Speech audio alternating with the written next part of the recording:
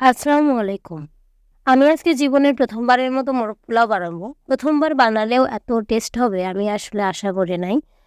প্রথমেই আমি একটা মুরগির আ ৪ টা ভাগে ভাগ করে নিয়েছি এবং মুরগিটা আগে ভেজে নেব। ভেজে নেওয়ার জন্য সামান্য লবণ, সামান্য হলুদের গুঁড়া এবং সামান্য মরিচের গুঁড়া দিয়ে মাখিয়ে নিলাম। আপনারা চাইলে এখানে মরিচের গুঁড়াটা স্কিপ করতে পারেন। আজকে আমি পুরো রান্নাটাই লাকড়ির চুলাতে করব। আমি শখ করে কিছু মাটির জিনিসপত্র কিনেছিলাম যেগুলো খুবই কম ব্যবহার করা হয়। আমি ভাবলাম এটাতেই রান্না করি। তবে লাস্টে যে এমন কিছু হবে আমি আশাই করিনি। প্রথমে কড়াইয়ে আমি তেল দিয়ে নিলাম এবং বেরেস্তা করব। কারণ মোরগ পোলাও বা এই টাইপের রান্না করতে গেলে বেরেস্তা দিয়ে করলে সবচেয়ে ভালো হয়। বেরেস্তাগুলো করার জন্য আমি পেঁয়াজগুলোকে কুচি, কুচি করে কেটে নিয়েছি।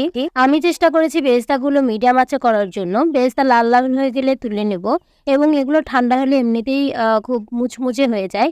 এরপর আমি যেই মাখিয়ে রেখেছিলাম মুরগি সেটা দিয়ে দেব।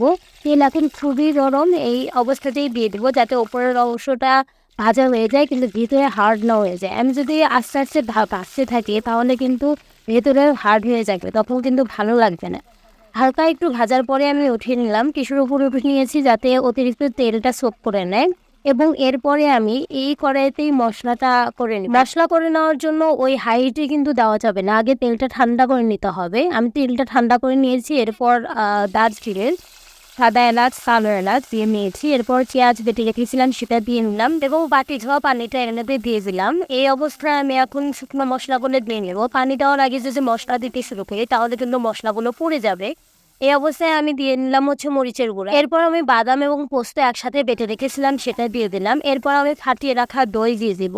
এখানে আমি হাফ কাপের মতো দই নিয়েছি ৪ টা মুরগির জন্য। আপনারা চাইলে কম বেশি করতে পারেন।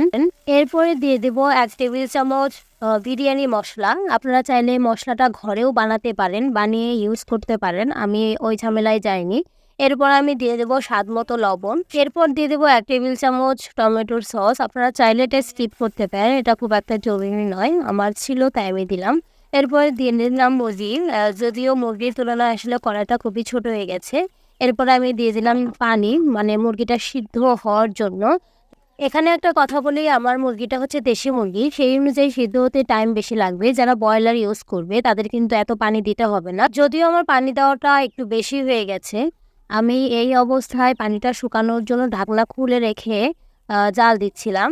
যতক্ষণ না পর্যন্ত মুরগি সিদ্ধ হয় ততক্ষণ পর্যন্ত ওয়েট করলাম। এরপর আমি হাফ কাপের মতো দুধ দিয়ে দিয়েছি, ১ চা চামচ কেওড়ার জল এবং ১ চা চামচ গোলাপ জল দিয়ে দিয়েছি। এই অবস্থায় আমি দেখে নিলাম মুরগিটা একেবারে সিদ্ধ হয়ে গেছে। আমি কড়াইটা নামিয়ে নিলাম এবং পোলাও করার জন্য পাতিল খেয়ে দিলাম। বিরিয়ানির জন্য বা মোরগ পোলাওর জন্য একটা খিচুড়িতে কিনা জিনিস হচ্ছে আলু। আমার আলু ভেজে নেওয়ার কথা মনে ছিল না, তাই আমি এই পাতিলে আলুটা ভেজে নিলাম। আলুটা ততক্ষণ ভাজতে হবে যতক্ষণ না পর্যন্ত আলু সিদ্ধ হয়।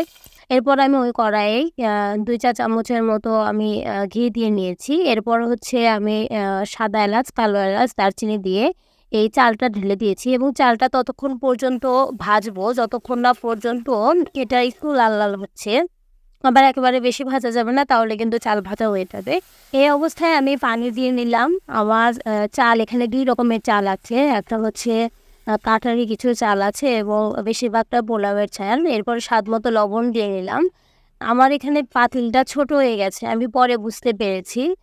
যখন আসলে সবকিছু দিয়ে নিয়েছি তারপরে বুঝতে পেরেছি। এরপর আমি মুরগিটা এর মধ্যে ঢেলে নিলাম। মুরগিটা দেওয়ার পরে আমার মনে হচ্ছিল আসলে পাতিলটা একেবারে ছোট হয়ে গেছে, পাতিলটা পাল্টানো দরকার।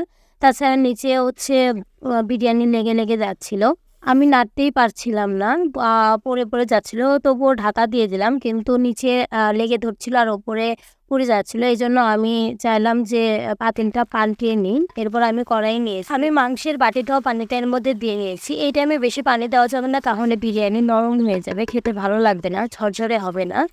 চাল একেবারে যখন ফুটে যাবে, মানে ভাত প্রায় হয়ে এসেছে, এই টাইমে মাংসটা ঢেলে দিতে হবে।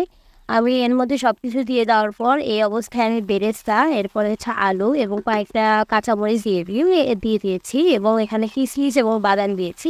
সেটা পুরোটাই অপশনাল, কেউ চাইলে দিতে পারে, না চাইলে দিতে পারে। এখানে আমি মানে হাফ চামচের মতো গোলাপ জল এবং হাফ চামচের মতো কেওড়ার জল দিয়েছি এবং ২ চামচের মতো আমি ঘি দিয়েছি। এখানে একটা জিনিস, সেটা হচ্ছে এই কেওড়ার জল এবং গোলাপ জলটা কিন্তু আমি মুরগির রোস্টের সময় দিয়েছিলাম, তাই চাইলে এখানে কেউ স্কিপ করতে পারেন। এখানে 2 রকমের চাল আছে দেখে বিরিয়ানিটা একটু অন্যরকম লাগছে, কিন্তু আসলে কিন্তু খুব টেস্ট হয়েছিল। আমি ভাবতেই পারিনি এত টেস্ট হবে। বোনের আবদারে প্রথমবারের মতো মোরগ পোলাও রান্না করেছিলাম এবং ওর জন্যই প্লেটে তুলেছিলাম, যেটা আপনাদের দেখাচ্ছি। খুবই টেস্ট হয়েছিল, সবাই প্রশংসা করেছে এবং আপনারাও এভাবে রান্না করতে পারেন, সবাই প্রশংসা করবে। অতিরিক্তটা আমি হটপটে তুলে রেখে দিলাম পরে খাওয়ার জন্য।